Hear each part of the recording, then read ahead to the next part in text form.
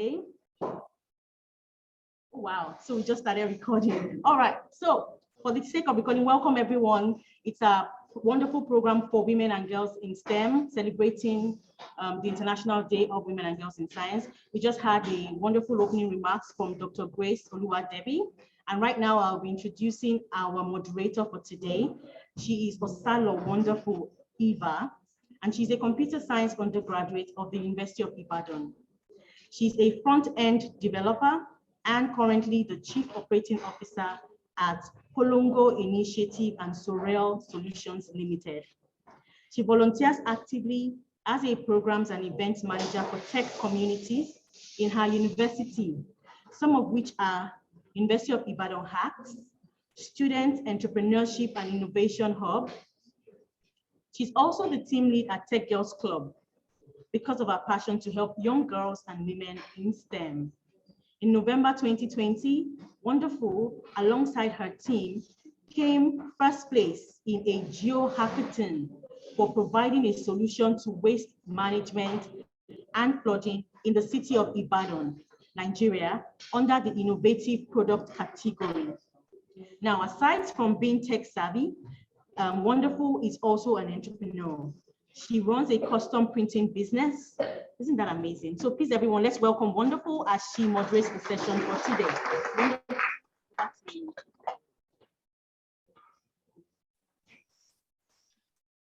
Hello, everyone. Thank you so much for joining. We are super excited to have a wonderful session with you all. Thank you to all the campuses that have joined from across Nigeria. Thank you to all of our speakers and our partners and sponsors of this program. And like we have rightly introduced, this program is to celebrate the International Day of the Girl Child. And I'm sure we are all excited to be girls today. So I want to appreciate everyone for joining. So briefly, we'll be going into the crux of today's meeting by having every one of our panelists, and I'll be introducing them briefly. So our first panelist for today is no other person than Onyema Kay Malcolm. Onyema Kay Malcolm is a senior director of product management at Oracle. Kay leads a team of database product managers who develop strategy, key initiative, infrastructure, and programs to help our customers, sales consultants, and implementers to work smarter, not harder, and get direct access to Oracle's database and technology. She also hosts an Oracle show, Lashes, Love, and Tech, that seeks to encourage women in technology to bring their authentic self to the workplace. She has been with Oracle for 15 years, starting her career as a sales engineer, specializing in real application clusters and Exadata. She is also an active diversity and ambassador for Oracle and is an Oracle mentor for several early career professionals and managers at Oracle. Her passion is increasing the impact and visibility of women in technology and STEM careers. She grew up in Lagos, Nigeria. Her family hails from Onitsha in Anambra State. She moved with her family to the States at the age of 9. Kay later went on to get a BS in electrical engineering from the University of Maryland, College Park. Following in the footsteps of her father, Dr. Akunia Reginald Ara, she is married with two teenage boys. Kay's hobbies are dance, and she's a certified hip-hop instructor and crafting. So with a round of applause, let's welcome Onyema Kay Malcolm. Thank you for having me. So how many, do I have 10 minutes to share some remarks? Yes. Okay, wonderful. Okay, I love to see all of these beautiful smiling faces. So fun fact, my mother is on the call because she wanted to return home. It has been a long time since we have been home, so thank you for having me. I have a few slides that'll help guide our discussion today, and I'm a big talker, so please, when it's my time, just say, "Okay, stop." Okay, so let's let me share my screen really quick. Okay, so briefly, I'm going to tell you who I am. We're going to talk a little bit about Lashes Love Tech, but what I want to talk about today about succeeding in tech is your so what, and we're going to define what that is. And then we're going to explore what it means to be your authentic self. And then I want to turn this around and I want you all to do some self-examination about who you are. So let me just introduce. Those are that's my handsome husband and my two boys, Jeffrey and Jackson. Look at that. That's Flash. That is my my puppy. He's actually sitting right here right now. And this is an interesting picture. So I am an electrical engineering major. And this is where we're going to talk about so what. About 5 years ago, I decided, and I have no dance background at all. Actually, I'm a very tall Niger girl.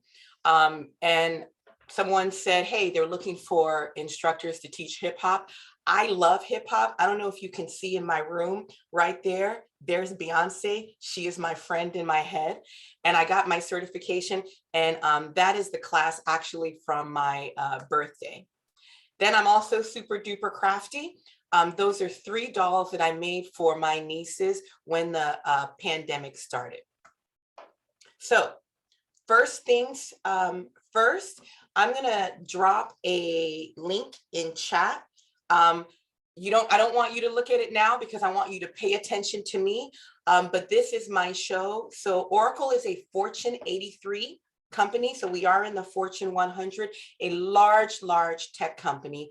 I have a show on our Oracle Cloud YouTube channel called Lashes Love Technology. So clearly, right, I love lashes. And this really, and so I just put it in the chat, and this really talks about, oh, no, we don't want to play it, the so what.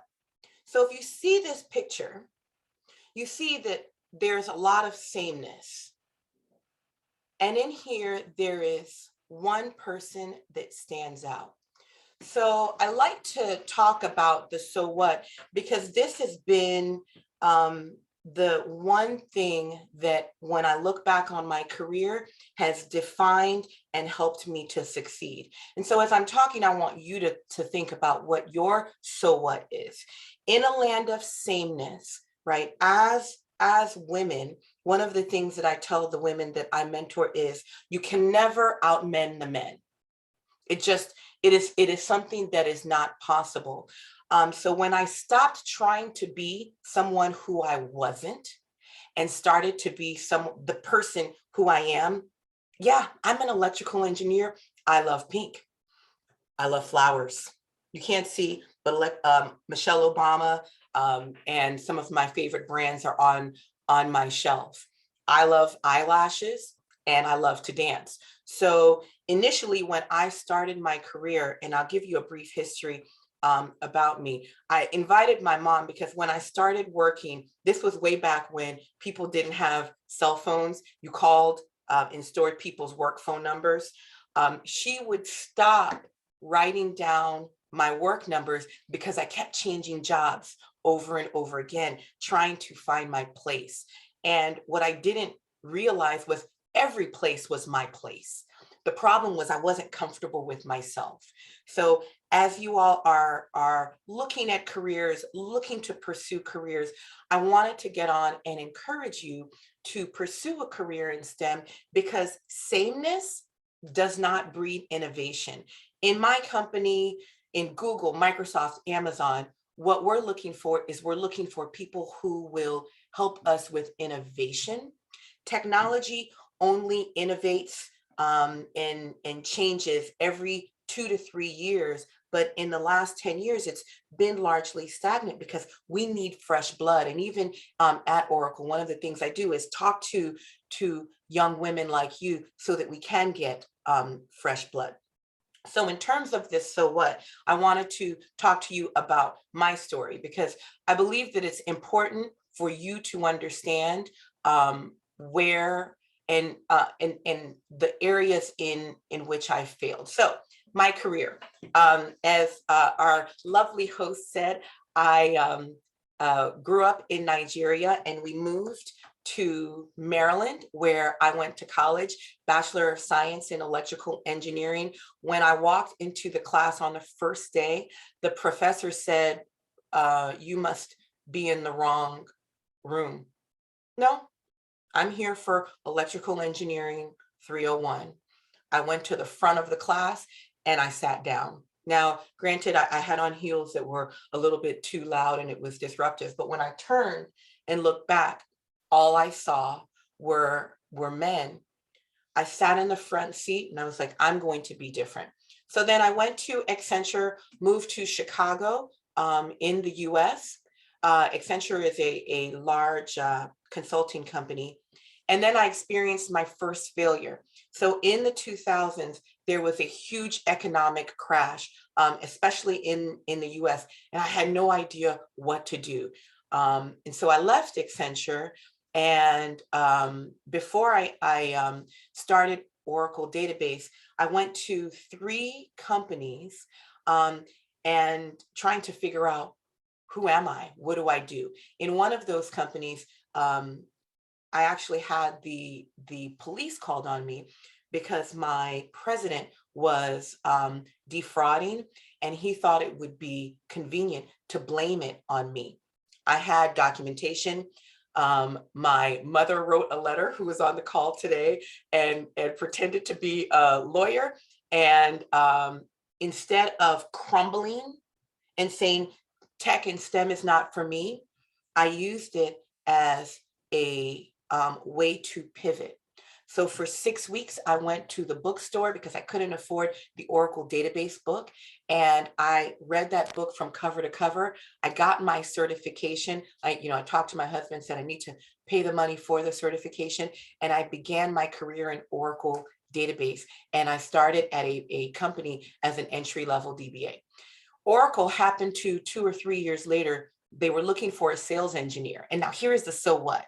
Because while I was at Southern Company, what I started doing, I started a web design company when I was in college so that I could have money to go party because my mom wouldn't give me the money.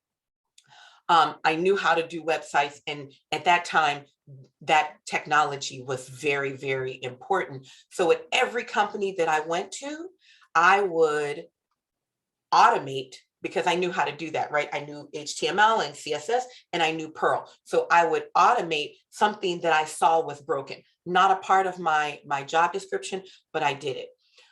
So when it was time to go to Oracle, out of the 30 DBAs who had a collective 300 years of experience, because I had built an automation engine, they chose me. Also, because I was different and I knew how to speak to people, I got the job. And while I was at that job, I left briefly, went to Bias, but I came back, and you see that picture?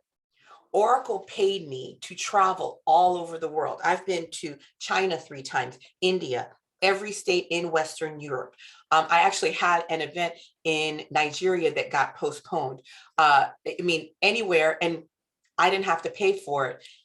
My company paid for it. And so a tech career is not just programming behind the desk. It opens up just a million opportunities. That passport you see, I had to get a second passport because I ran out of pages for stamps. I was traveling for work so much. And then I landed where I am now. Again, so what? I came into database product management, which is a development organization of Oracle. Database is our most popular product at Oracle. And I saw that we needed a way for our customers to experience cloud. So I built another automation platform. And I like to think of myself as kind of a one-trick pony. That was my thing. And I stuck with it because it was successful in every single one of my jobs. What that so what did was help me to discover my authentic self. So this picture here that has the mask taken off, that is something that I want you to think about. What does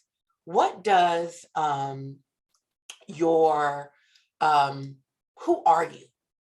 When someone is going to describe you, are you showing people your authentic self? And I know I'm running out of time, so I'll go very quickly. The challenge with not being yourself is, if you think about the last time your parents made a big purchase, people purchase from who they like. So if you show your authentic self, there's an immediate comfortability that comes from you showing your authentic self. Yes, I could have put a suit on, and I could have left my lashes off and put my glasses on so that you all thought that I was serious. But I didn't want to do that. I want you all to know me. So in closing, I want to give you guys a gift. I want you to think about these questions. Today, are you trying to fit in? Oh, can you guys see my screen? Oh, wait. Here we go.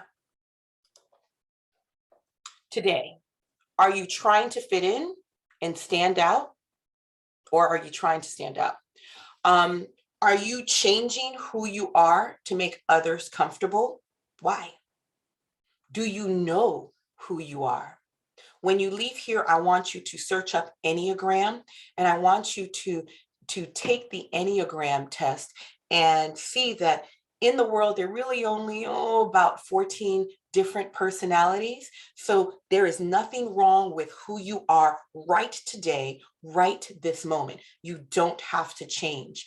Take who you are and use that as an asset to propel your career. The other thing that I want you all to know is Oracle is in the cloud. And until February 28th, the timing of this was actually very, very handy. We are offering a certification, and I just got finished teaching a certification class where I taught 55 people the cloud, and it is free until February 28th.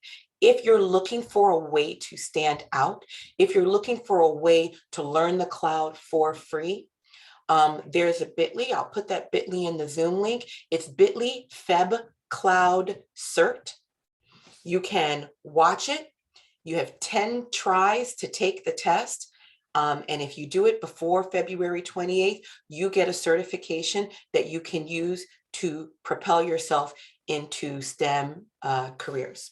So be brave, fail fast, pivot. Make sure you define your so what and be your authentic self.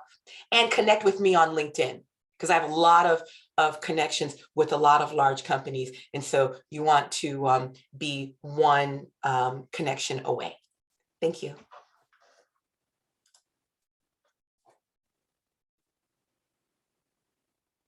Thank you very much. Did I take too long? No, you were right on time. Thank you so much, Ms. My pleasure. Malcolm. Yeah, so I'm sure we all had like a very insightful session with Ms. Malcolm. How that you sometimes you'll be asked what you're doing in a room if you've missed your place, like Miss Malcolm was asked in college. But let's ensure to prove ourselves, and let's take home these questions. Are you trying to fit in, or do you want to stand out? Are you changing who you are to make others feel comfortable? And ask yourself why, and if it is worth it at all. And also, do you know who you are? Do you know who you are? And we also encourage to take the Enneagram test. I'm sure we'll be able to share the link so that everyone can try it out after this meeting. Also, we also learned that we should use who we are to propel ourselves. And as girls, we find out that we are empathic people, we are stylish, we are outspoken. So if we reflect all of these things in our careers, we will stand out. So thank you very much again, Mrs. Onyema Kay Malcolm, for that very insightful session. Please, a round of applause, please. Thank you. Thank you very much. So we'll be moving on to the next panelist, and it's been like a very beautiful start. And again, they're going to be sharing their journeys and their perspective on equity, diversity, and inclusion, as well as the role of women and girls in science. So our next speaker for today is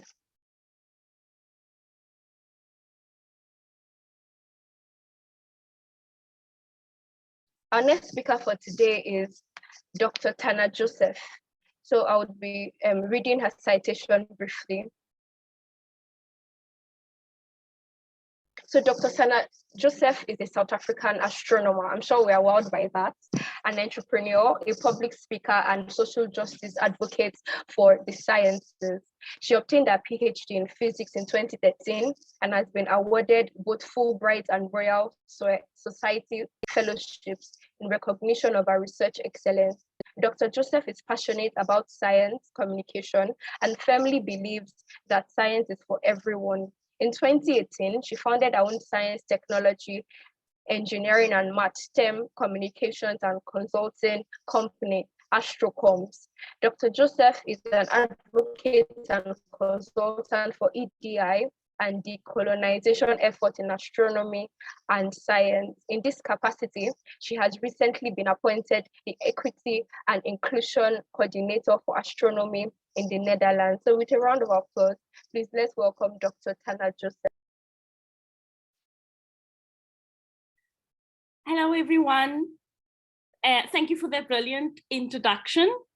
And thank you for inviting me here today. I feel very honored to be among such illustrious company, and that includes our the young women and girls in the audience. Thank you so much for making time for me to come and chat to all of you today on this 2022 edition of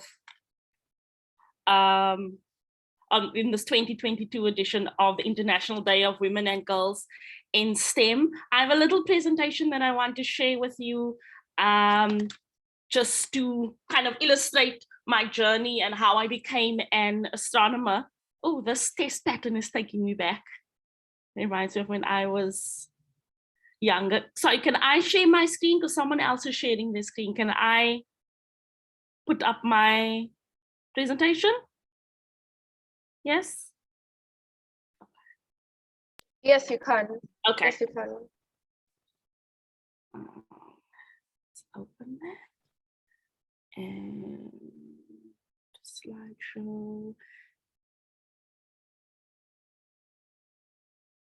Let's go. Okay.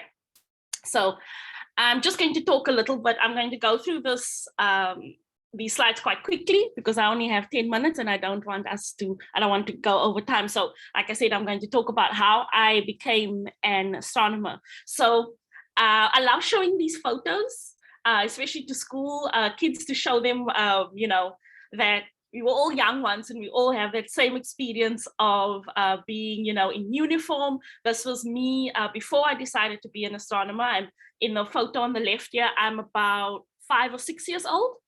And in the photo on the right, I'm about 8 years old. And I am at this stage attending Welcome Primary School. And if I'm South African, so if you know a little bit about South Africa and our not too distant history, these photos were taken when I was still at a race segregated school in South Africa due to apartheid. And so this would be the early 90s. So I was at this race segregated school, and because of the racism in South Africa during apartheid, these schools were very under-resourced and so on. And the idea that someone would want to be a scientist was just not even spoken about. But both my parents were high school science teachers, and they instilled a love and interest in science in me. But at this stage, I'm here with these ribbons that my mother so proudly put in my hair for school photo day. We all know the importance of school photo day and looking presentable.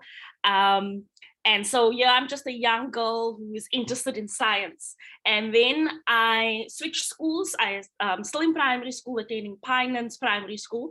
And this is sort of mid to late 90s.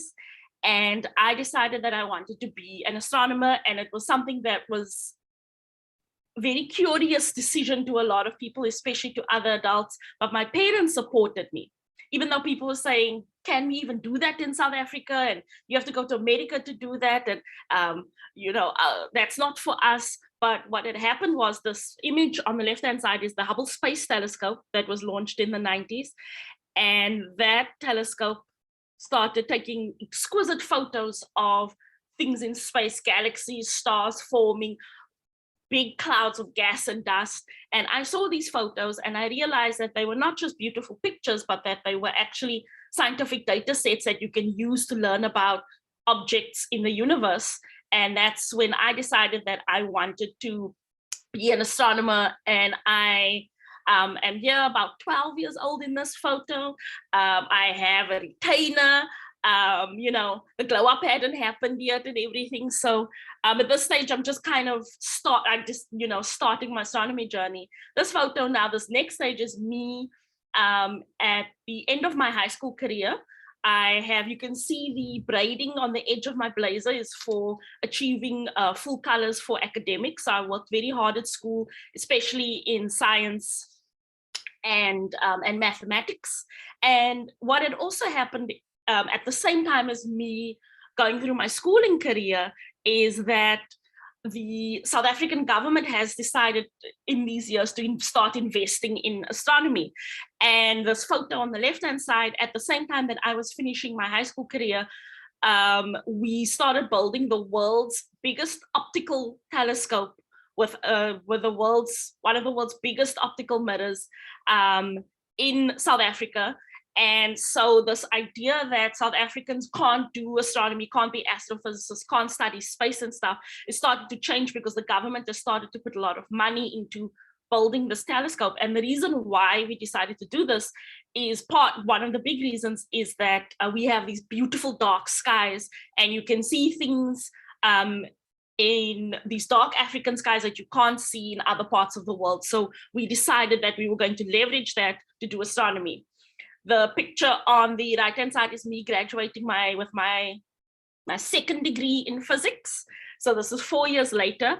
That telescope that they had just shown people standing around and digging in the ground, doing the groundbreaking, this telescope is now complete. And inside there is a telescope with a mirror that is 10 meters big. So things are starting to align here. Throughout all of this time, attitudes are starting to change about who can do science and who can't, whether it's people of color, Black people, women, people of my background, etc. And things are starting to look really up. And then I went to study abroad in the UK. I also spent some time, so I was at the University of Southampton, and I also spent some time at the Center for Astrophysics, the Harvard-Smithsonian Center for Astrophysics in Massachusetts in the US.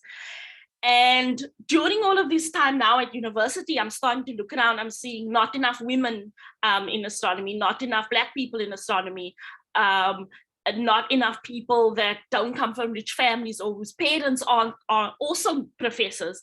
It just seems to be the same kind of people all the time, even though I've managed to break through, and it starts to bother me. And, in the back of my mind, I'm wondering what's going on. In the meantime, in South Africa, astronomy is growing, and we start building the world's biggest radio telescope. And this image here on the side, these satellite dishes you can see are the precursor, so the pilot project that we built in order to convince the world that we can build this big radio telescope and get funding for it.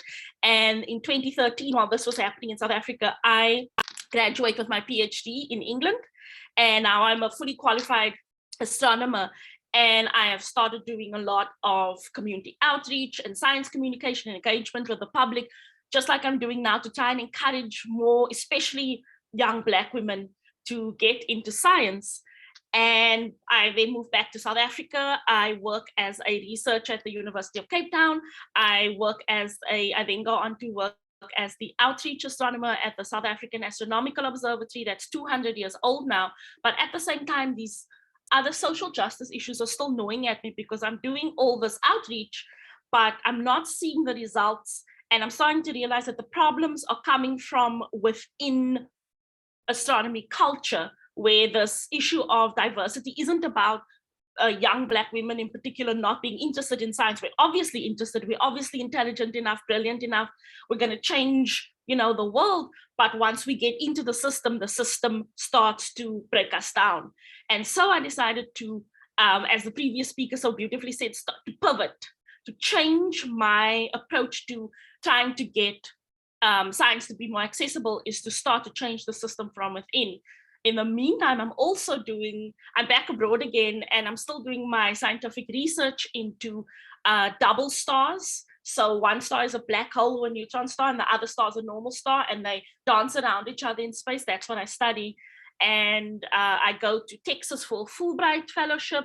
I then go, straight after that, I go to Manchester in the UK for a Society fellowship. But I'm increasingly drawn to social justice issues and how can we change science so that people from all walks of life, no matter who you are, can feel comfortable being scientists. And that brings me to where I am now. In 2018, I started my company Astrocoms, and I do communications training. I do technical consulting, policy consulting, but I also do a lot of social justice work to try and break down the barriers from within. Currently, I am the Equity and Inclusion Officer for all of Dutch astronomy in the Netherlands. And I now have the platform and the executive power to shape policies and implement activities so that when people from our kind of backgrounds, people who look like us, people who, have our cultural norms, are put in these situations where there's a lot of scientists and a lot of them are white and a lot of them are men, that we can still, be ourselves, bring our whole self to work, feel comfortable expressing who we are and not feel like we need to change who we are. And so in a way, it goes hand in hand with what Onyema Kay was just saying, about don't be afraid to be yourself. But on the other side, I'm also helping to ensure that if you are yourself, that you can do that safely and feel a sense of belonging and a sense of inclusion as a scientist. So it's so great to hear about us all working together to try and solve this diversity problem, because without diversity, as was already said by the previous speaker, there's no innovation. You're not solving problems if everyone has the same background and thinks the same way. So we are the problem solvers, and we should be able to express that no matter where we are and what job we work in, especially if it's in science, technology, engineering, or maths. Thank you.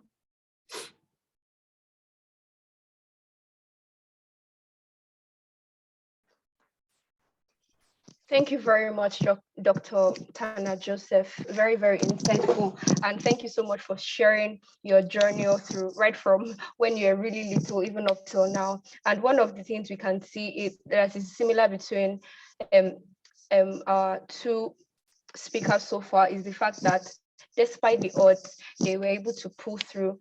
They were able to make their mark in their fields. And also African women, something we should take home is that we are enough, we are interested, we are smart, and we are talented, and we will also be comfortable in our own skin. And also we are grateful for women like Dr. Tana Joseph, who are skilled up there to also change the system from within to accommodate our differences, our diverse culture, our creativity, and also ensure that we breed innovation. So thank you very much again, Dr. Tana Joseph. So I'm sure we have so many questions so far to ask any of the panelists so far. So I'd just like us to write them down in the chat session. So just someone should volunteer for each of the schools to write down any question you may want to ask any of the panelists, such that when we get to the question and answer session, it will be easier to take the questions. Thank you very much. So we'll be moving on to our third and final speaker before the panelist session, where all of the speakers are going to be answering all of our questions shortly. So our third speaker is Olasimbo Sojinrin. She is a gender and energy expert with 15+ years of proven success in leading global strategy building and maintaining innovative partnerships and engaging stakeholders. She is a country director at Solar Sister Nigeria, where she leads a network of women entrepreneurs distributing clean energy products in undeserved communities across Nigeria.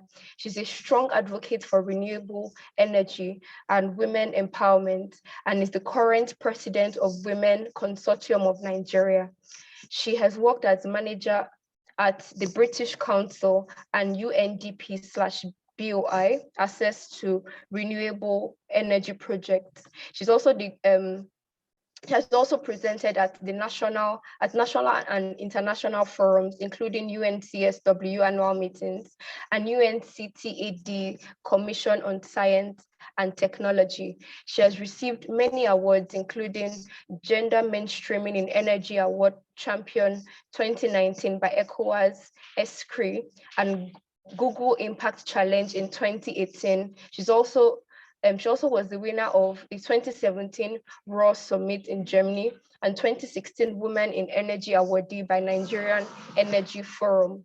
And she holds an INSEAD Social Entrepreneurship Program certificate and a Master's in Public and International Affairs from the University of Lagos. Please, a warm welcome for Olasimbo Sojinrin.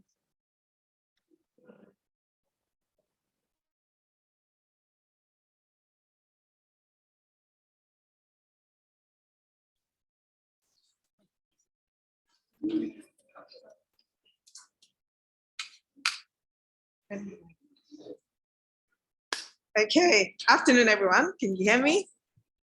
Yes, we can. Good afternoon. Right. Perfect. So thank you so much for the introduction. And since I'm here physically, I'm going to inject a bit of energy because we are girls and women in energy. So I just want everyone to give me a,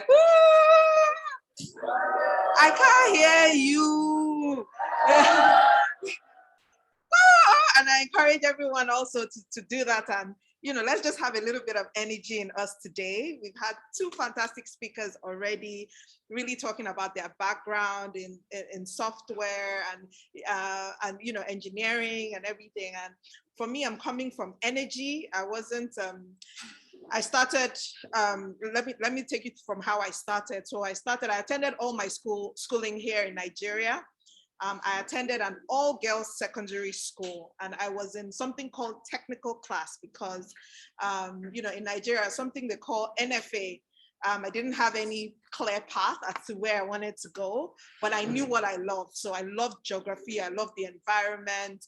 I liked chemistry, but I really hated physics. So I was one of the girls that was in between the sciences. So I really, really liked chemistry, but I didn't like physics. And how Nigeria was at the time, for you to be considered a science student, you needed to be doing both. So it was really hard for them to fit me into a class, but then they created something called the technical arm, and that's where I was.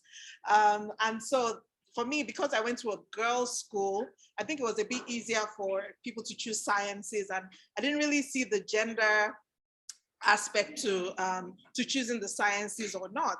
But I also grew up from a feminist background. My mom is a women's rights activist, and I'd heard a lot about gender and heard a lot about, the differences between how men are treated and women are treated in the society. And I've since come to learn how that even features in our careers, and especially in the STEM careers. So you find out that the quantity or the number of women in STEM careers is actually low, one of the lowest, if you look at other careers as well. And what is the reason for that? So for me, for my background, I think it was a combination of this gender background and also my love for the environment. I was the president of the geography school in my secondary school, and really, really passionate about, really curious about the environment. I love the outdoors, and just being able to do something that marries both, I think is what got me to where I am now, which is working in an organization called Solar Sister. So Solar Sister has this dual mission. So it has the mission of women's economic empowerment, but it also has the mission for clean energy access. So for me, living in Nigeria, being brought up here, one of the biggest, easily the biggest challenge that we have is energy, right? We have something called energy poverty, where we find that more than half of our population, which is almost 200 million people. So that means about 100 million people do not have access to energy, do not have access to electricity, to clean energy. And the consequence of that is that they have to resort to using harmful fuels or using candles and lanterns to light their homes. And so you need to, think about that, this challenge that is facing so many people. And if I ask you, my audience, in your homes, who is responsible for if the children have done the homework, mommy or daddy? Who is responsible for how people, what we're eating for dinner, mommy or daddy? Mommy. Who is responsible for, you know, the clothes are washed, if you wash your clothes properly or if your rooms are tidy? Mommy. Yeah, so you find out that in the home, a lot of the responsibility falls on the mommy, falls on women. And traditionally, this is how it's been in Africa and in probably most of the world as well. So you find that a lot of this responsibility lies with women. And part of what we are doing at Solar Sister is finding out how are we changing this narrative? How are we not just going to be the ones as women bearing the brunt of all the challenges that come with energy, and now be in a position of being a provider. And I think that essentially is the ethos of why Solar Sister started. You find that a lot of our communities, especially the underserved communities, the responsibility for either gathering wood lies in the woman, or how your food is cooked, how your homes are lit, lies with the woman. And so for us, it's how do we now ensure that women are at the forefront of being the solution providers when it comes to energy. So I had my presentation, but I'm going to skip most of it. Okay. So yeah, and I think that's how we got to Solar Sister. So it's a women to women's distribution network. If anyone has heard of Avon Cosmetics, that's a bit too old for this audience. But if you've heard of Mary Kay, how many of you have heard of Mary Kay? Maybe not. What's a popular distribution model? Oriflame, have you heard of it?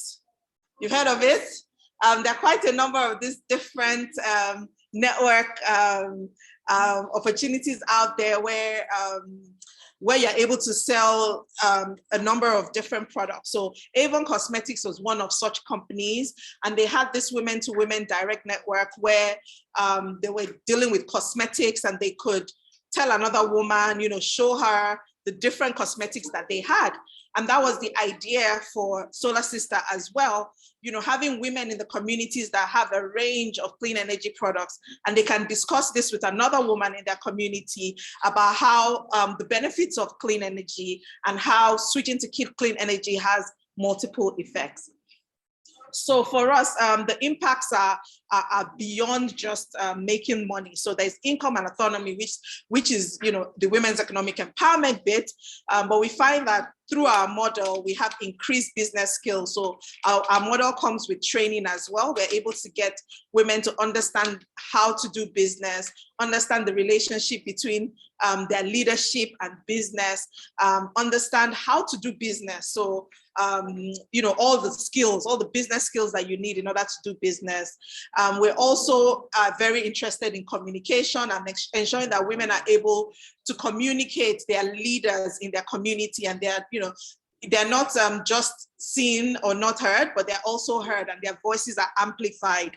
And we also know the link between illumination and community safety as well. And so we are seeing how this product is able to affect community safety. And most importantly, we have a sisterhood and a peer support where other women are supporting women in this journey of being energy entrepreneurs and helping their communities to get lit, and helping their communities to have clean energy, to have access to clean energy. So for me, I think that really is it. It's to show that even in the energy sector, there are a lot of opportunities, especially for us girls. When I was in school, I just knew that I loved geography, and I knew that I was a gender warrior. I knew I was always going to fight for women's rights and the girl child, you know, and at that time, the organization I work with didn't exist. So it's just to say that there are lots and lots of opportunities in the STEM, across the STEM field, where you can think about a challenge that is facing you right now. And as a woman, how can you solve it? And those are the opportunities that are. So I just wanted to share my story and share my journey, and also the journey of Solar Sister, to see if it will connect with us today. So thank you.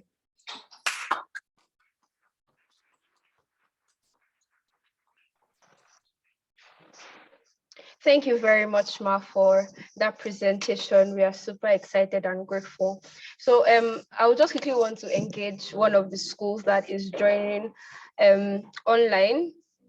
Okay, let me see. So can anyone from, okay, there are so many schools. Thank you all for joining. I can see DLHS Onitsha, I can see Kaduna, I can see Benin, Uyo, Jalingo, Yola, Lagos. Thank you all for joining. Ibadan, Owerri, Port Harcourt, Abeokuta, and also I can see some tech girls.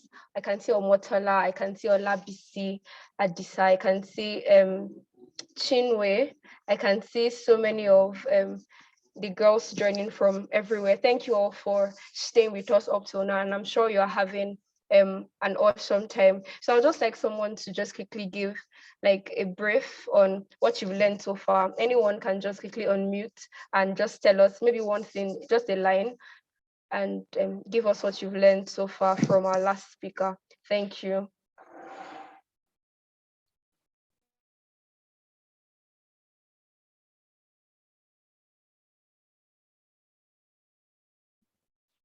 Okay, since everyone is quiet, I'll just pick someone. Okay. So can someone from, okay, can someone from Benin, okay, can someone from Benin quickly like tell us what you've learned so far?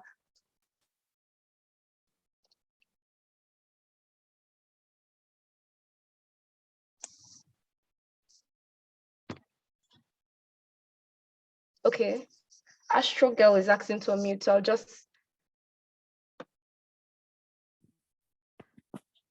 okay, you can go on, Astro Girl. Good afternoon, everybody. Good afternoon, everybody. Can you hear me? Good afternoon. Yes, yes, you can. Go ahead.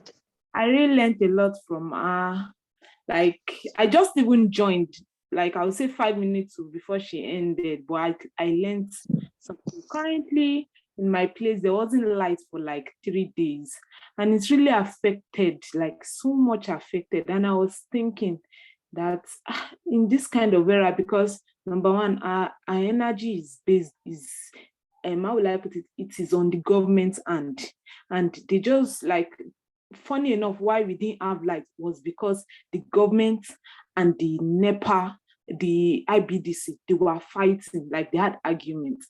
And funny enough, like the proverb say that when two elephants are fighting, it's the grass that suffers from, which like really I was like, seriously. So right now we the masses, we are the grass suffering from two elephants fighting. And I was like, funny enough, and I was also not looking at some places that had like some people that had solar panels, inverter, and funny enough, they are not even worried about, okay, government and IBDC, you can be fighting, you can be doing anything you want to.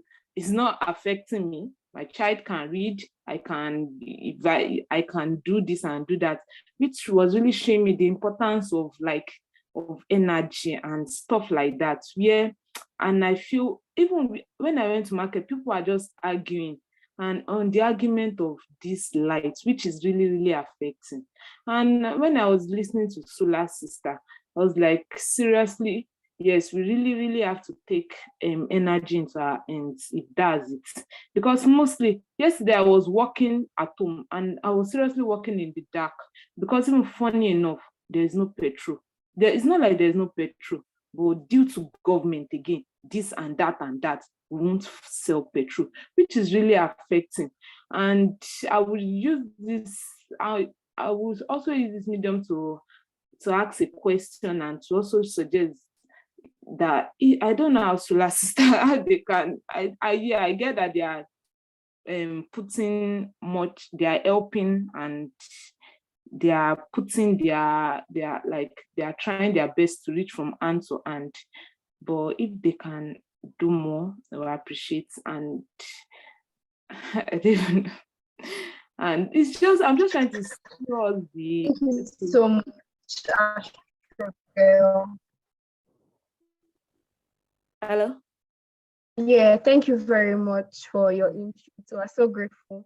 So I was even going to put this in that the girls on the call should think of how they can solve problems. One of the things that Mrs. Sojinrin mentioned was how that we should be innovative. Think of a problem you are facing that is affecting you personally or your family, and try to think of ways you can come together as a group and think of how to solve these problems. And who knows, you can be the next big thing that happens to your community. So let's just ensure that we do not just join the masses to complain, but as girls and as responsible citizens, also think of ways to bring up solutions to these problems.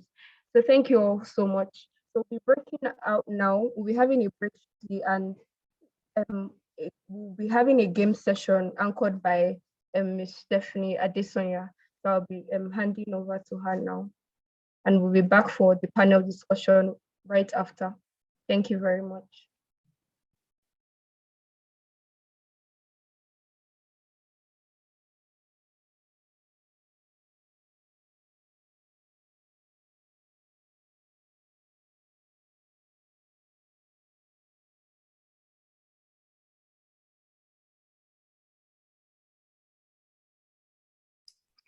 All right, can everyone hear me now?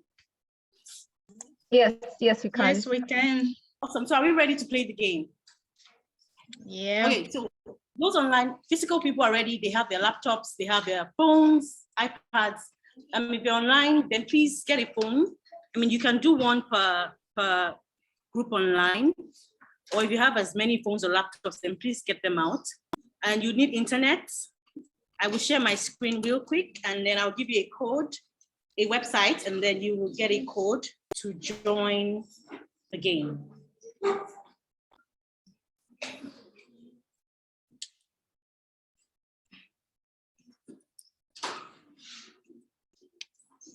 So are we ready here? Yes. I can't hear you. Yes. Okay. It's going to be quick, it's going to be fast. We're just going to answer a few questions and then we'll see how everyone is doing.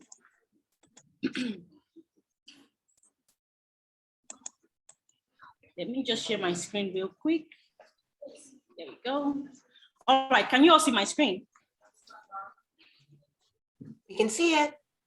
All right, so I just need you to go to www.menti.com as it says on the screen, and then use the code 77384876 to join in the game. We're waiting for everyone. Just join in and tell us where you're joining the program from today.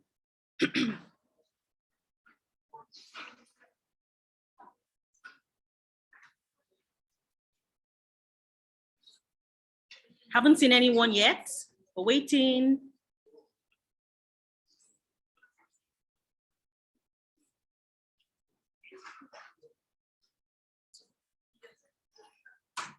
Okay, I can see some participants raising their hands. After this session, we're going straight to question and answer, and then you can unmute yourself and ask our panelist question. And you can direct your question to a particular speaker or just ask generally, and any one of them, I'm sure, will be able to take all the questions that you have.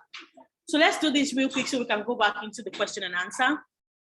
I just have one person that has joined. Okay, so Abuja, the US, Atlanta, GA, all right. Let's have more people, please. Those on here, have you connected? What's the issue? The code. So sorry, 7738. It's on the screen. Can you see the screen? 77384876. So menti.com, www.menti.com. It's not on the screen. Oh, my bad. What's showing on the screen? Okay, now it's on the screen. All right. Delta, this is what's showing. Okay, so you're seeing the responses. So we have, well, it says, where are you joining this program from today? So give us your location. Are you in London, Lagos, Abuja, Port Harcourt, Benin City? Those are the answers I want to see on the Akure. All right. The code again is 77384876. everyone on here, we need to know if you're having issues. We're going to proceed if you don't join. So please join as soon as you can. And if you're having any challenges, let us know. Just go to www.menti.com. And the code is 7738-4876. Can I get some people to please help them on here? People on here, can you help them connect? All right, more answers are coming in 18. Let's keep those answers coming in. The quiz is about to start. This is just a warm up, an icebreaker, and then we're going to get started with the quiz. It's going to be really fast. 24 people. All right, let's keep numbers coming. 25. Let's get more people to join in. If you're having issues, let us know and we can help you out.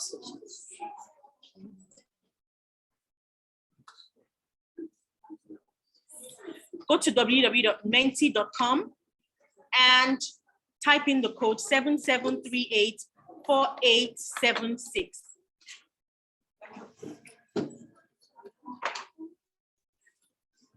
All right, 29 people. Once I get to 35, I have a cutoff, 35, and I'm going to start the game. So please get in as soon as you can. Try. If you're having any challenges, let us know and we can help you.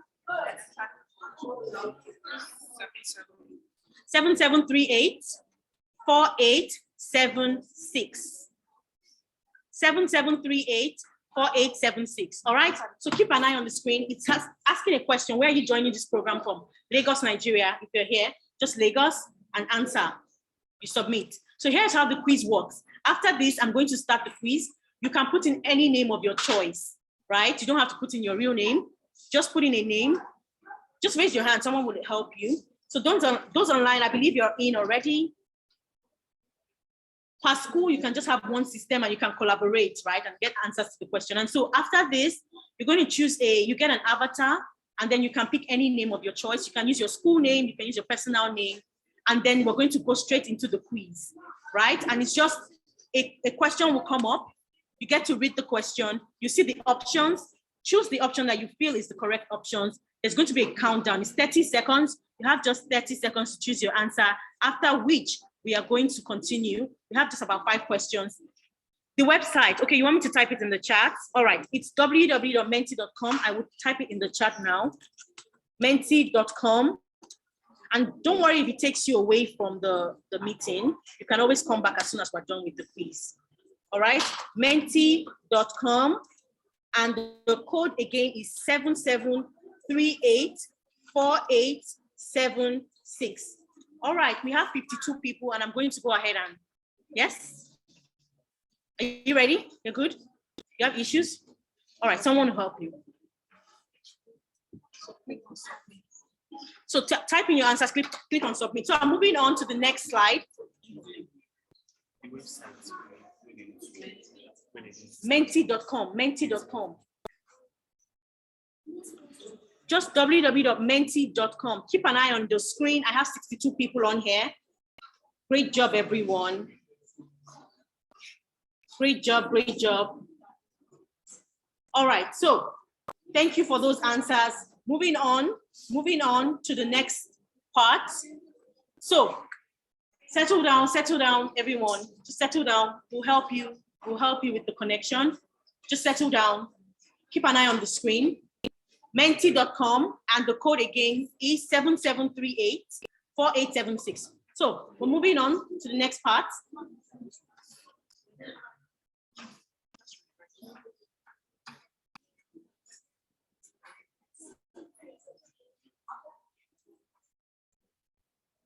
All right, so now we're waiting for players, okay? You get an avatar and you get to choose a name. Any name of your choice, could be your real name, could be, but yeah, we're going to have a leaderboard. And so we're going to see how everyone is doing on the quiz, on the test. I don't think our moderators should be taking this test, like they would just ace it. So maybe borrow your laptop to someone and then let them do the test, because this will be too easy for you. I'm alone here. Yeah. Some people shouldn't be taking this test. It's for the girls. So 37 people on there. Keep an eye on the screen. Menti.com 7738-4876. 7738-4876. Just type your name or a nickname. It's fine. A nickname, your name, it's fine. So please let's make it fast. Your name, a nickname. Let's hurry, we have to be fast and go back into the question and answer as soon as we can. So please, right? Menti.com, the code is 7738-4876. All right, are we good to go? Right, we have to be fast. We have to get familiar with the platform. All right, we have 47 people on there. We're going to start. 7738-4876. Maybe not everyone needs to join here. So if we have 2 people connected, then we can share. It's fine, right? All right, I'll just go ahead and start the quiz, okay? So everyone, eyes on the screen. First question is going to pop up now. Are we ready? Yes. Are we ready? Yes. All right, so we're moving on. We have 57 people already connected, so let's just get started, okay? Answer fast to get more points. Let's go, guys. Let's go. Now, first question. According to the BBC, what percentage of children starting school today will have jobs that do not yet exist? 10, 33, 65, 70, or 75? You have to choose an answer. Pick an answer, submit. Countdown, 2, 1, closed. Moving on. Let's see. How did we do? Only 9 people got that correct. The correct answer is 65%. So moving on to the next question. Let's see the leaderboard before we continue. So on the leaderboard, we have Cute Girls number 1, Delta number 2, DHLS Aba. Wonderful. You shouldn't be playing this game, but yeah. Cute Girls is fastest, but trust me, the leaderboard changes. So you still do your best, answer fast, answer correctly, and we'll see how we do. Let's move on to the next question.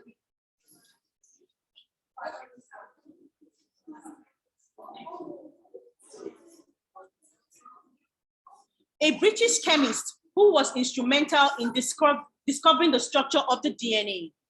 Is it Rosalind Franklin, Dorothy Hodgins, Edith Humphrey, and McLaurin, or Ada Lovelace? Who was the British chemist who was instrumental in discovering the structure of the DNA?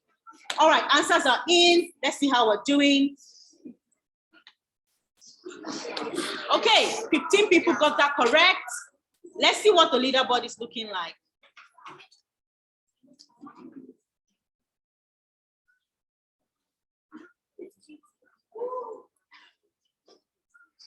All right, Cute Girls is not leaving that first spot.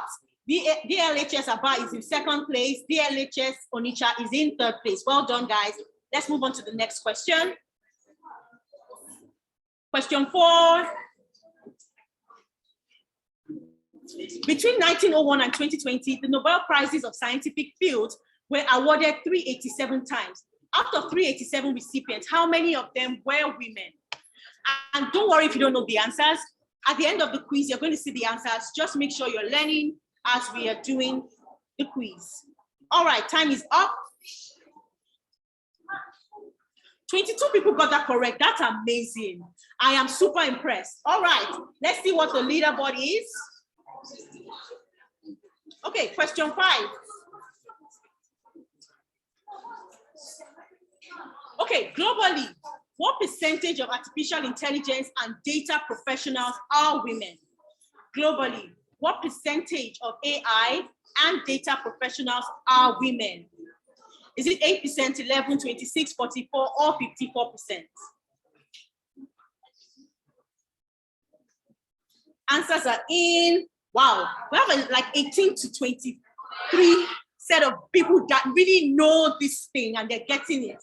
Well done to everyone, well done. Let's see if we have a leaderboard. Oh, Cute Girls didn't get it this time. But let's see, have they been this? Oh, wow. So we have Yenogwa now as the fastest, Sheba in 2nd place, and DLHS Onitsha is in 3rd place. All right, I think we have the last question now, and then we'll see the final leaderboard. No, one question before the last. Okay, what percentage of all female students select STEM-related fields in higher education? What percentage of all female students select STEM-related fields in higher education?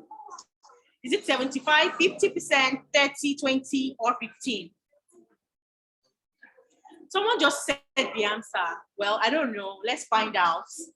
Okay, the correct answer is 30%. Oh, but now you know. So we have just 30% of female students select STEM-related fields in higher education.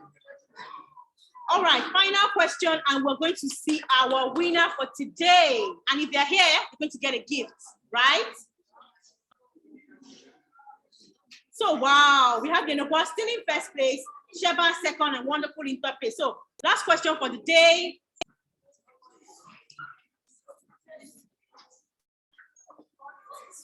According to a study by Microsoft, at what age do girls appear to lose interest in science?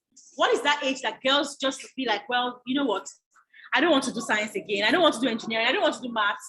What age is it that they lose interest in science? 3, 2, 1, and we're closed. Well, the correct answer is at the age of 15. At the age of 15, girls always lose interest in science. And this study was undertaken by Microsoft. So thank you all for your answers. And I hope you've learned 1 or 2 things. Let's see who our winner is for today's quiz competition.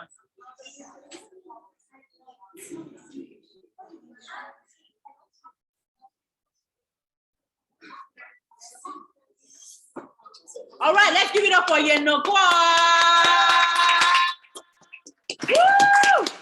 Congratulations, well done, and over to you, Wonderful, to lead us in the question and answer with the panelists.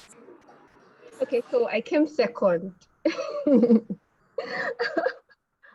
So thank you all. I'm sure like that was a lot of fun for the few minutes that it went on. So thank you all for staying up till now. And I'm sure you learned a lot. I mean, the stats from that game, 30% of female students select STEM-related courses according to UNESCO.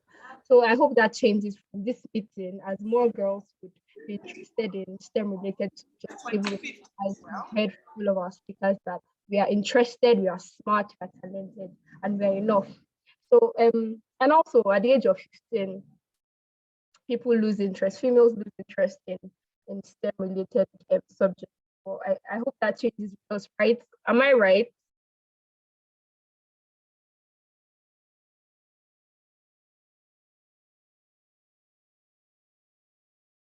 Okay, so we're going on to the panel discussion, and we'll be taking questions from the chat box. Like I said earlier, if you have any question, do well to drop it in the chat box. So we have questions there ready from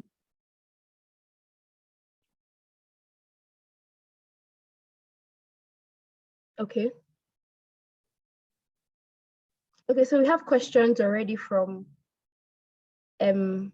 Delta Campus, DLHS Delta Campus rather. So the question is, how can a woman, girl, or anyone actually make it as a mechanical engineer trying to help the environment with the transformation of energy, I think. So this question, I think, will be directed to Mrs. Sojinrin. So how can a woman, girl, or anyone actually interested in being a mechanical engineer help the environment with the transformation of energy? So over to you, Mrs. Sojinrin.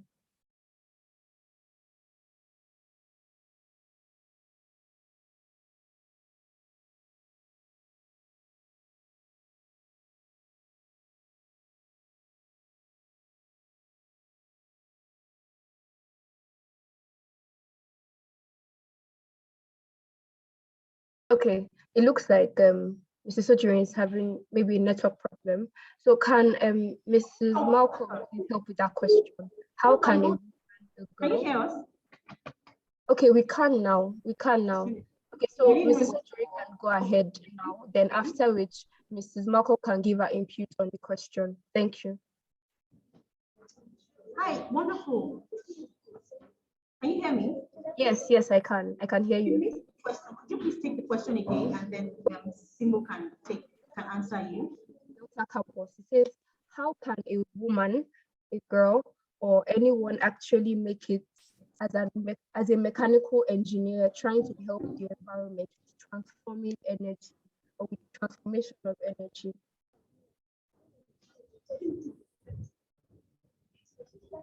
Well, the audio is not so clear, so we didn't get the question. The audio from your end, I don't know, for some reason,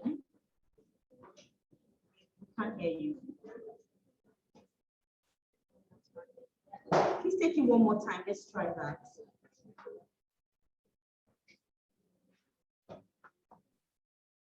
Hello, can you hear me now? Yes, there we go. Okay, so how can a woman, a girl, or anyone interested in being a mechanical engineer try to help the environment with the transformation of energy?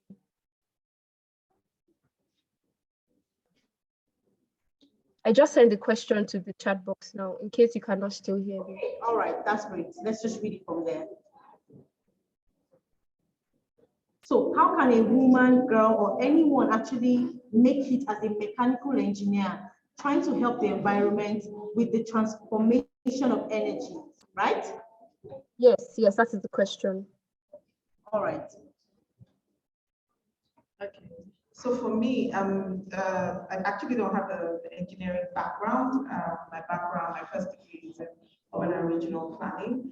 However, with the new part of the quiz that we just did in this game, there was a question on how many jobs don't exist now that girls in STEM can take advantage of. So there's still so much to do, especially in energy. A lot of innovation that we need in energy. So whether as a mechanical engineer or any engineer, or guess what, even if you're not an engineer, there's room for solutions that you can get involved in now that will solve a big challenge, especially the challenge of energy.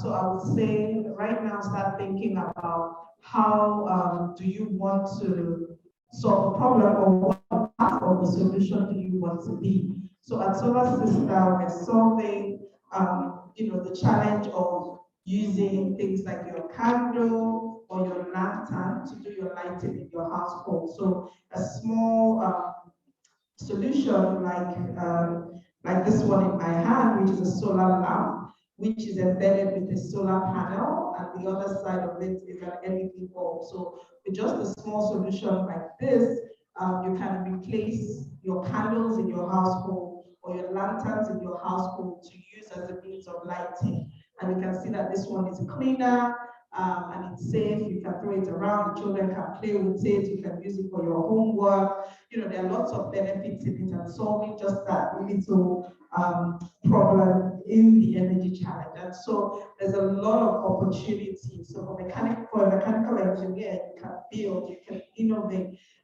you can build the infrastructure needed to solve the energy challenge. And it doesn't necessarily have to be big scale. There are a lot of off-grid solutions, little hydro plants, little solar off-grid plants, quite a lot of opportunities along the renewable energy value chain that you can get involved with, or any girl can get involved in, that actually helps solve this challenge of energy poverty.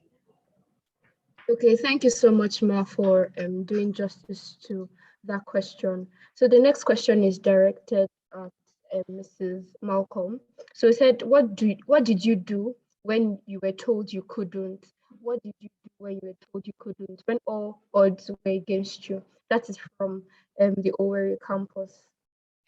It's an excellent question. So in every job that I've done, that's what I've been told. And this is something that I would share with my children. So I can't be outworked. And what I would do, because my personality is, if you tell me no, all it means is I didn't ask you the question in a way to get my yes. So I'm going to get my yes. I just have to change my strategy, take a deep breath, and figure out how to get that. So even in my job now today, whenever there are blockers, I just work to try to get around the blockers. Because the thing is, people's definitions of you don't, just because they see you one way doesn't mean that is the actual way that you are. You are the way that you were created. And it really requires that whole part where I talked about knowing who you are and knowing that you are okay. You just have to hold on to that. Yeah. Thank you very much. One thing that stood out for me was your first statement. When you get a no, it means you didn't ask the question in a way to get a yes. I think it's something that everyone should hold on to and run with. Oh, I'm going to get my way, right? I haven't figured out the way to ask you to get it.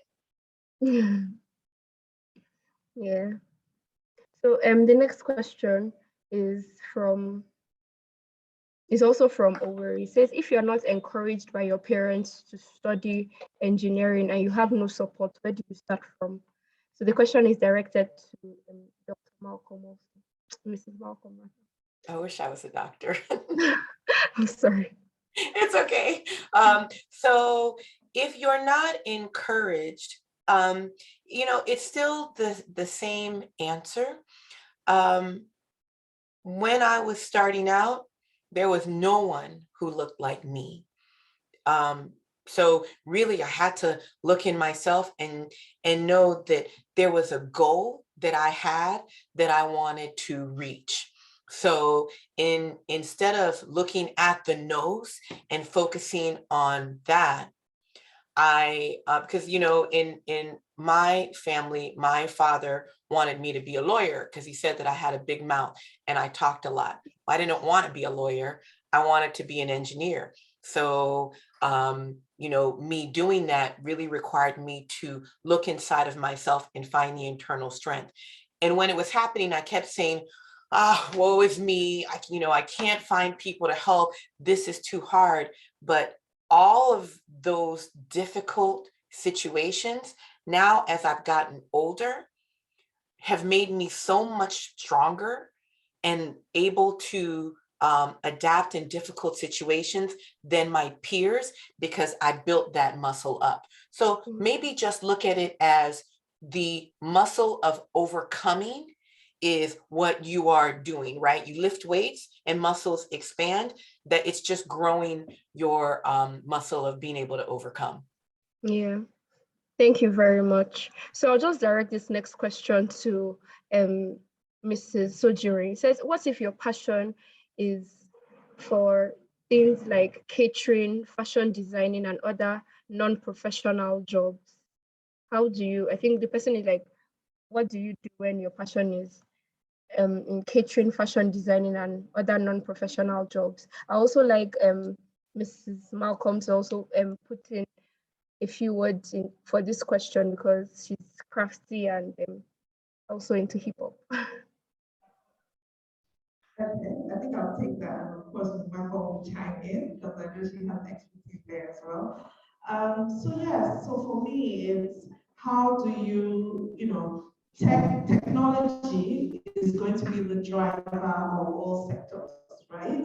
So regardless of whether it's fashion or catering or, like today we had an event and Junior Foods, for instance, delivered it. So they've done a service that is helping the catering sector to help solve the solution. So, I mean, there's a lot, I was talking about value chain earlier. It means that expanding your mind to what the challenge is. Whenever there's a challenge in front of you, many times there's not one solution. There are different ways to come at it, and there are different things that actually help solve that issue. So it's about finding out the one where your passion aligns with the sector, and then you are able to do something about that. So technology has really, really given us the opportunity to be creative, to be innovative, to start new things in every sector. It doesn't really matter what sector it is. You can leverage technology or use technology in order to enhance. But I'll pass it over to Ms. Malcolm to also chime in. I agree 100% with what you said.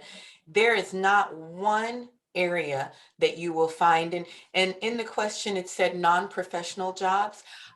I think I would disagree, because I think that even in catering and fashion, it is still professional. You just have to look for the areas that are, you know, are what you want to do. I wouldn't close myself off of any opportunity. Even when I started doing the hip hop dance, my husband was like, "What are you doing? You're an engineer. Engineers are supposed to," what? Engineers are supposed to what? So what I'm doing is actually changing the definition of what an engineer is, because you can't see this room that I'm in is my craft room. So when I'm done, I'm going to create with this new knitting loom. I'm teaching myself how to knit. I'm a big crocheter, and I weave that into what I'm doing during the day. So we're not going to be able to escape tech. So maybe try to see where you can do the two, because it's the tech that will set you apart when you're competing against other people, right? If you're doing catering, if you're doing fashion, a company will hire you if you've built a system, right? An app for a fashion website for them to manage their inventory.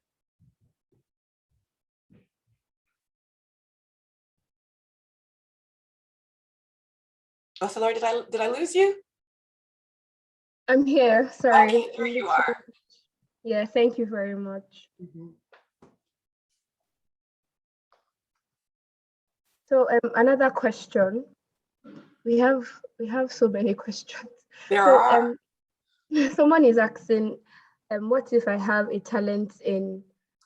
I have interest in engineering, but my parents and relations do not support me. What do I do? I think that was the one that we answered before. There's another one here.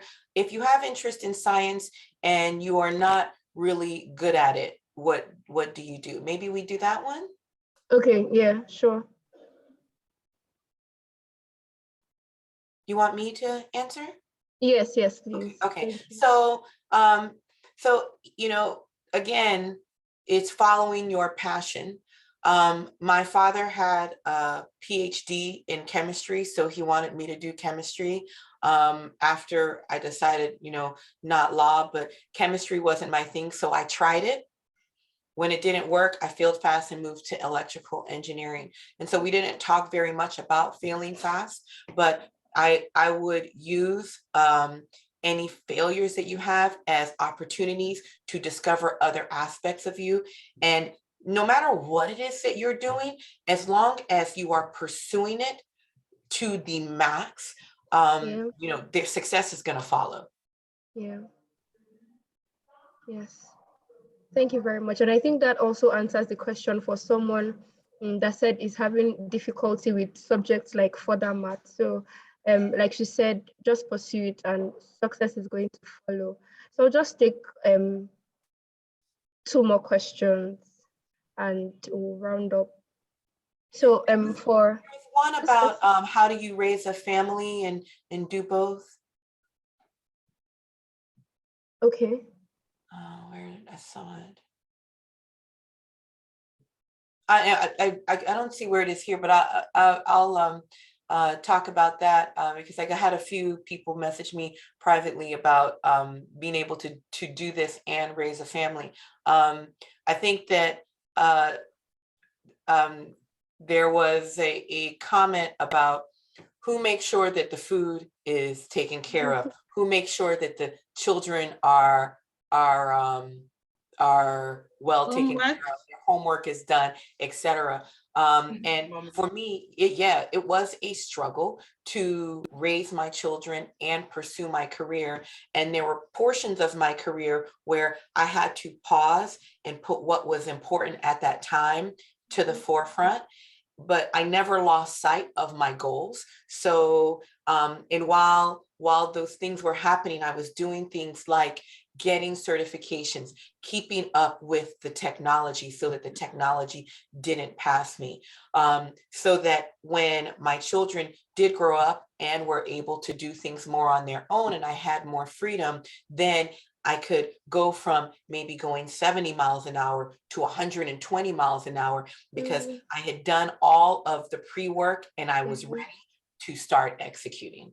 So and catch up on. And yeah, so and then the other thing that I did with my husband is also an engineer, and we really had to form a partnership.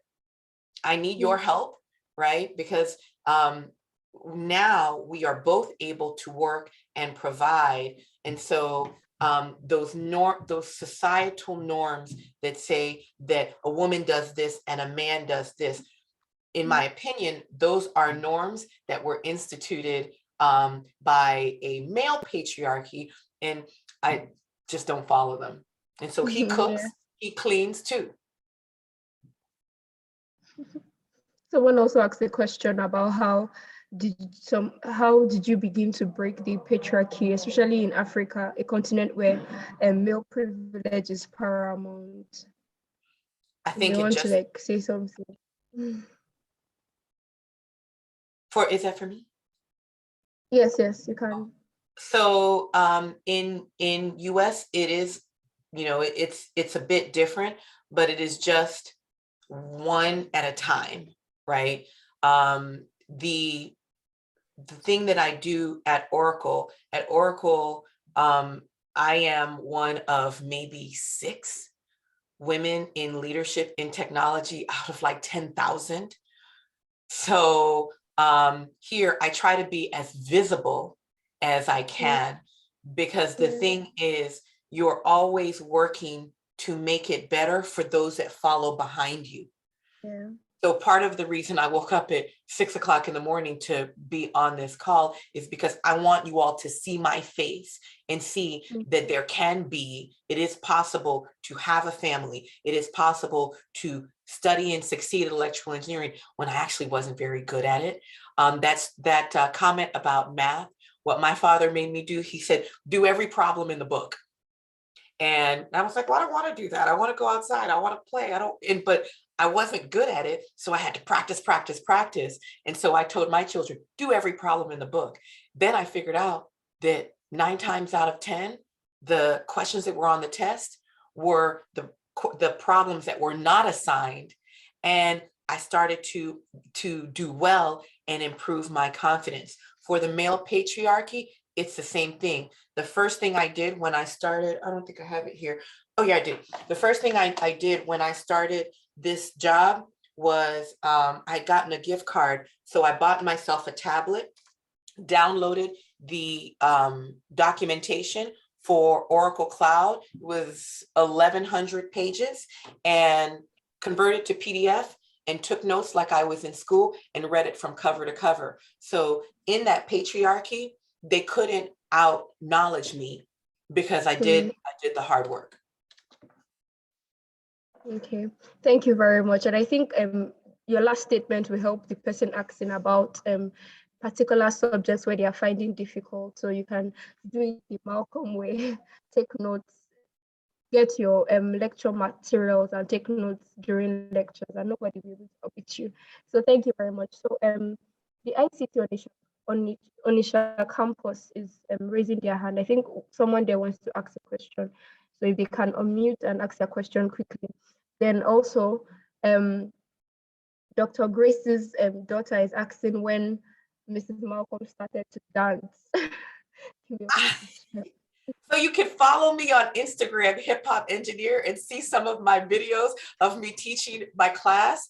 I started dance because work was very stressful, and I wanted to do something fun with my friends, and I was always around men.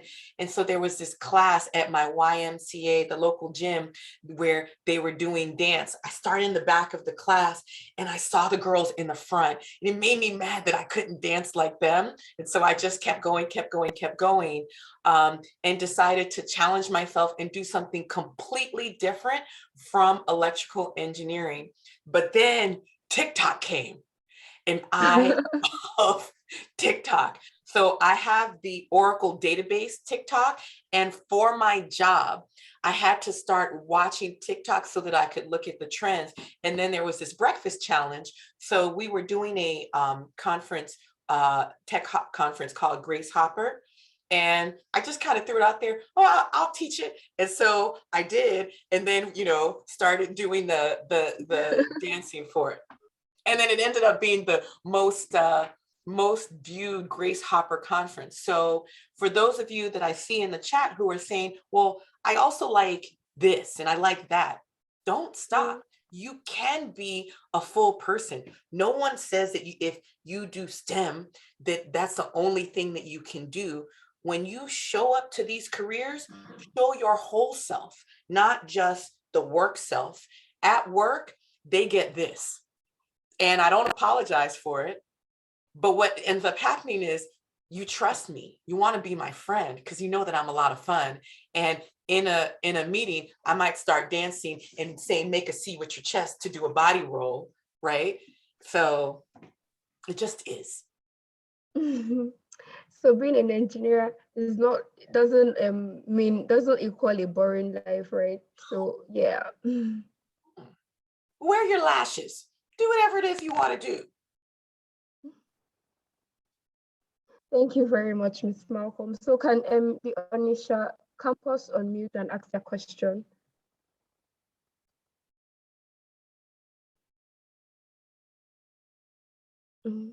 Okay, it looks like they are not ready. So I would like Mrs. Sojinrin to answer this question. It says, how will you succeed in Nigeria if you want to become a neurosurgeon, post with the fact that there are no job opportunities in Nigeria?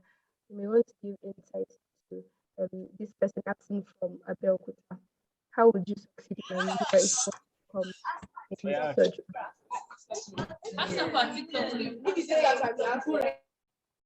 Okay, the Onitsha campus is unmuted, so you can ask a question quickly.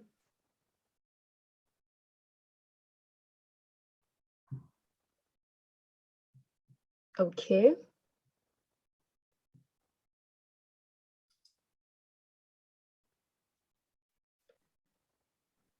Okay, Mrs. Sojinrin can continue. All right, you asked me a question about neuroscience, right? Okay, yeah, but the bit I liked about the question was where there are no job opportunities. Job opportunities in Nigeria. Yeah, that's what I wanted you to speak on. Yes, part of what STEM does is that you can create something when there is none, right? And I think that's also the beauty of entrepreneurship. You can think about your skills and think about what problem am I going to solve, and have the cap of actually an employer rather than an employee. I feel like that's the way to go. You're going to be, a lot of the girls now are going to be trailblazers. I'm going back to the point of, a number of you will be in jobs that do not exist today. And what does that mean? It means that those jobs are going to be created. People are going to have to innovate and think about, what kind of solution they want to provide, and then now become employers of people. So as we're saying about neuroscience or whichever field that you are in, there's an opportunity for you to be innovative, to be creative, and then to start something. That being said, I mean, there are also people that are going to work jobs, and that's fine as well. You're going to set yourself apart. You're going to be different. You're going to prove your value as a woman, or even as a scientist, or whatever it is that you have your expertise in, and that will qualify you to get the job that you want, or to start the job that you actually want. So I think that's where I would approach it from. Even where there are no job opportunities, you can start your own, you control your own, you can definitely be an entrepreneur. Yeah. Thank you very much. Thank you very much, ma'am. So I think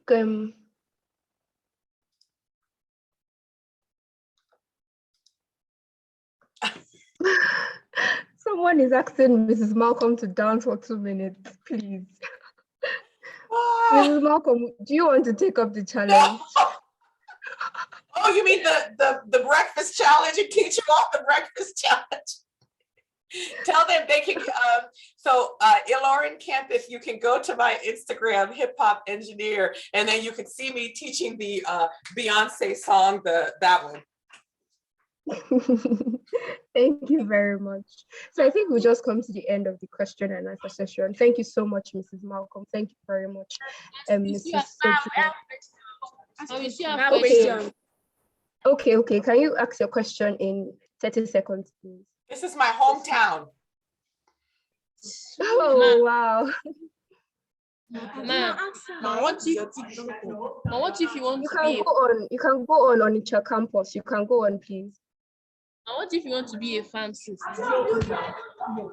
What if you want to be a pharmacist, but you're not really good in chemistry and physics? Or what do you do?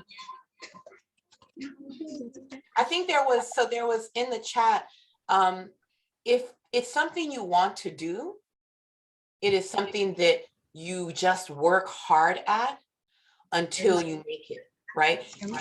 If you think that nothing is impossible, because impossible says I will not, even if I try and try, it will not happen.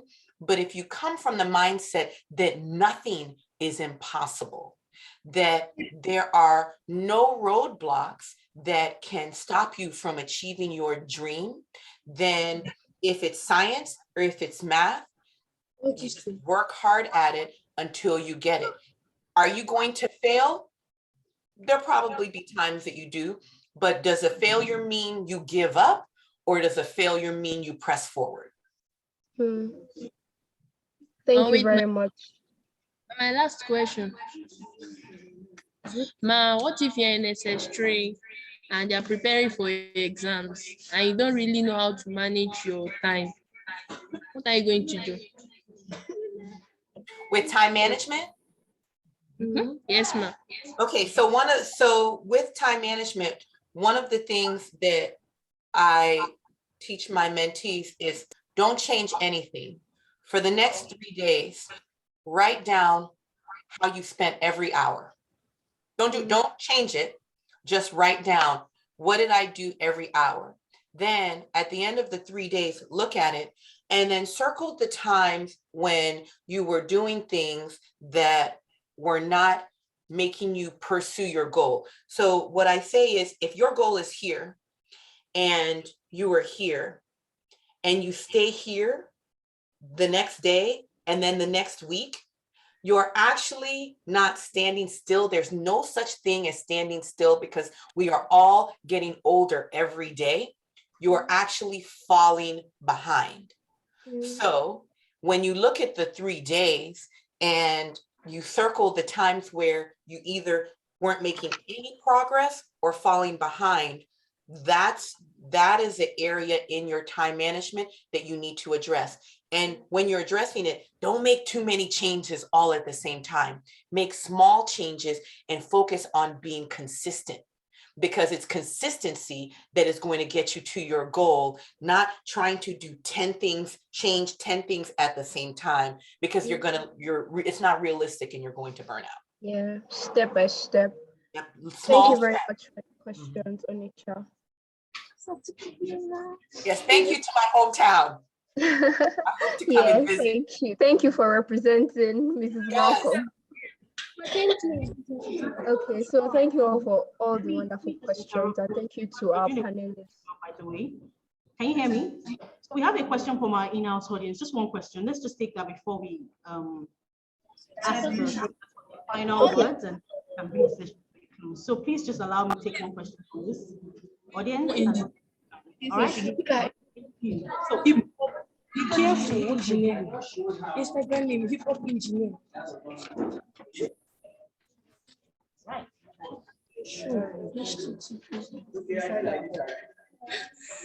I love to see all these beautiful faces. Onitsha, can you please mute yourselves? We can still hear you. Yeah, I did that. Sorry. Okay. All right. So let's take your question. Go ahead. Okay. If you want to be an engineer and you're not really good at chemistry, did we get that? No. I heard Okay. him. He said if you're not an engineer and you're not good at chemistry and physics, what do you want to be an engineer? want to be? Chemistry and physics. Okay. Let me ask you. So if you want to be this engineer, can anyone take away your will to work hard? No. Can anyone take away your will to try? No. Then do those things. Try and work hard. And if you try something, and let's say that you get a test back and you get a 59, does that mean the end of the world? No. Keep trying. I'll tell you a story. There was this course in electrical engineering. They called it the WEDAP course, electromagnetic wave theory. Does anybody know what that means? Me neither. So the very first time I took the course, and I was on scholarship, my parents couldn't afford to send me to university. So I had to maintain a certain grade point average. I got a 38 for my final grade out of 100. I had never studied so hard in my life. I went home. My mom is not on anymore. I went home and I cried and I said, I can't do this. I'm not smart enough. It's not going to work. And my mom, she let me cry. And then and I was holding my head down, and then she picked my head up, go retake the course and go do it. And the next time I took the course, I got a 98.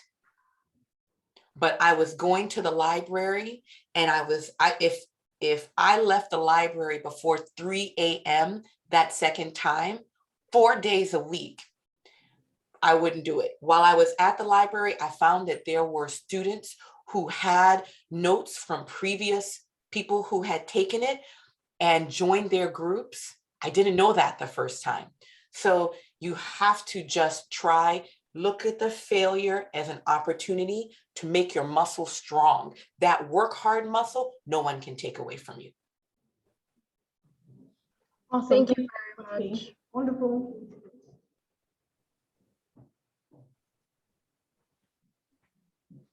Wonderful, please go on. Okay, thank you very much. So everyone should build their work hard muscle according to Mrs. Malcolm. So thank you all for your questions. They show that you're all smart and brilliant students, and you have great aspirations. So let's just keep that fire burning.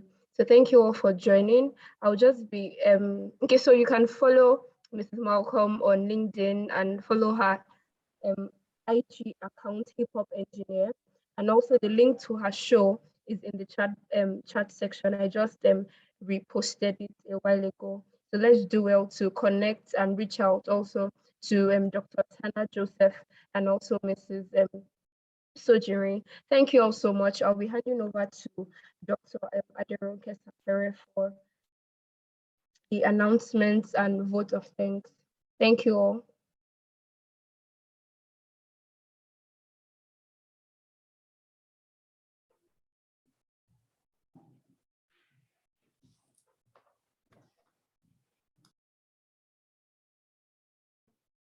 Hello? Awesome, we can hear you. Yes, we're with you.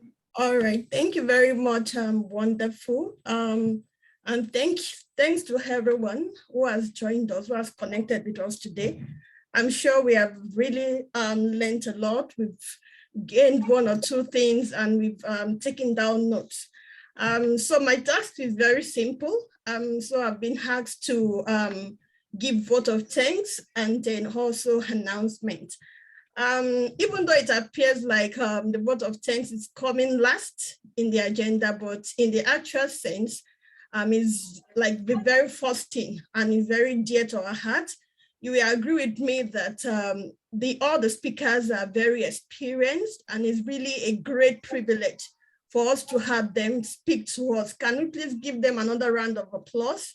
Let's give them a round of applause for taking out their precious time to address us, to share their wealth of experience. They've not held anything back.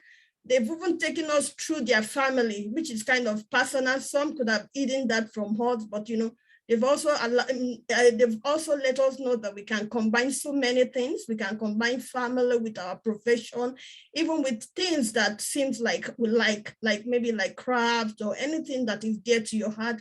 We've seen that we can combine so many things. So we are very grateful. So I'd like to thank Onyema Malcolm. Thank you very much. I think I have a certificate in Oracle. I think it should be about 15 or 20 years now. And so with you coming on board, I think this is a challenge. I need to also see what I can do to take my Oracle experience to the next level. So thank you very much. Thank you for the energy. It's indeed contagious. Even if somebody came today with zero energy, with the energy you have pumped into us, we are sure we are going with 100% energy. Thank you very much. So to take it home, I say, Dalu, I'm not sure if you still speak Igbo, but at least to also communicate. I'm an Igbo girl. Pardon? I'm an Igbo girl. Yeah, I know. So I'm just like, I'm not sure. Dalu. I'm not Igbo though, but I have Igbo friends. So, but Dalu, Chukwu Goziege, we are very grateful. I'll take it next. Thank you. So I'll thank my South Africa sister. I actually had my PhD in the University of South Africa, where Tana once worked. So I think, so she's my chummy, even though she's not on the call at the moment, but I'm sure she will get our message. So thank you very much, Tana. So I know a little bit about the South Africa story and history. And she has really shown us that one can break barriers, you know, even though there was apartheid that could have maybe given her a setback, but she was able to rise above the barriers and above that limit. So thank you very much, Tana. So I say Enkosi Kakulu. So I go to the next person, Simbo Sojinrin, my Yoruba sister. So I shouldn't have a struggle, you know, speaking Yoruba. And so thank you very much. I really enjoy the Sister Solar Solution model. So you have shown us that what has worked for us in seemingly unprofessional world, we can also bring it, you know, the concept of Oriflame, of Avon, you know, of selling beauty products. That was what you brought into the tech world, and it has worked for you. So thank you very much for opening our eyes to possibilities that exist when we look at what has worked for us as women in our day-to-day life. And indeed, we thank you for the entrepreneurial spirit. I'm sure you have given a lot of girls here ideas about what they can begin to do, you know, when it comes to being an entrepreneur. So thank you very much. So let me just speak our Yoruba and say, thank you so much. So I'd like to thank, we should thank ourselves, right? Even though we are the, like the organizers, we have people that have worked with us. So I would like to thank the Tech Girls Club member. So this year I told myself I'm going to give over the leadership to a large extent, you know, to the students. I lecture at University of Ibadan, but I said to a large extent, I'm going to allow the students to drive the club. I will just stay at the back. And really, they've really done beautiful job with the awareness, with some of the flyer designs. So thank you very much, Tech Girls Club members. Highly grateful. We also like to thank the staff and people that have worked with Dr. Grace Oluwadebi, the pioneer of success, Waymarks Foundation. Thank you very much for your support. I know our children also support her, you know. So mommy is doing a good job, both at home and even in our profession. So thank you very much, Treasure and your siblings, for supporting mommy, you know, with respect to managing the foundation, and also to all the board members. So we'd also like to thank people that have been working with Stephanie. You know, we had a chat with her earlier on, before the talk. There was a tech session where they had design thinking, the scratch, where they could, people that are physically younger could, you know, do some hands-on section. And she really said, sis, the pressure is much, because currently I'm not around. I could have maybe supported her on ground. So thank you very much, Stephanie, and everyone who has worked with Stephanie, American Corner in Ikeja. Thank you very, very much. And the last, but definitely not the least, so we want to also thank the Nigeria TechWomen group, and Simbo is from that group. And I know a number of them are back home in Nigeria, in Ikeja precisely, that have given support. One of them is also Yinka Fagbemiro. She's also an alumni of TechWomen. I just told her this program is holding in Ikeja, and she said she will be there. And thank you very much, Yinka, for making it there. I guess that's all, but not all. We would also like to thank the participants. Even if all the speakers came with their high energy, but the hall is empty, you will agree with me that they won't really feel very fulfilled because you've really made their day. So all the participants, can you please clap for yourself, give yourself a hug, because you are dear to us. So we can hug you. We are not there physically. I don't know if the situation of COVID-19 permits hug in Ikeja, but you can give elbow jack to one another. So thank you very much. So we are highly grateful.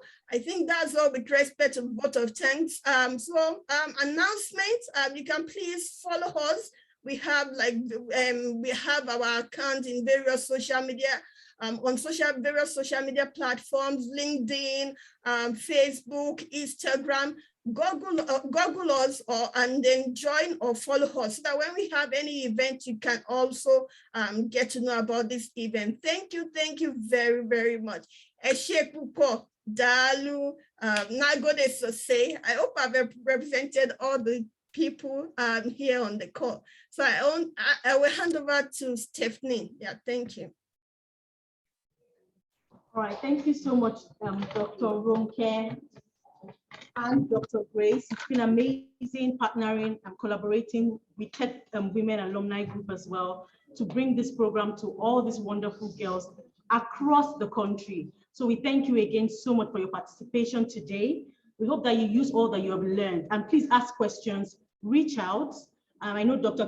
Kay, I've already given you the doctoral title. So Kay has said that you can always follow her on LinkedIn, search for her on Instagram, Hip Hop Engineer. Make sure you make these connections. You never know when you need their help, for your next level. So please reach out. Let's learn that. And again, please follow us, American Spaces NG on Facebook. That's our Facebook handle. We post programs. We have lots of resources available for students. We have our Education USA. And so if you're looking to be like Kay, who from Nigeria left to the US and became an electrical engineer, then of course we have opportunities for you to study in the US. My Education USA sessions happen every Wednesday from 10 to 12.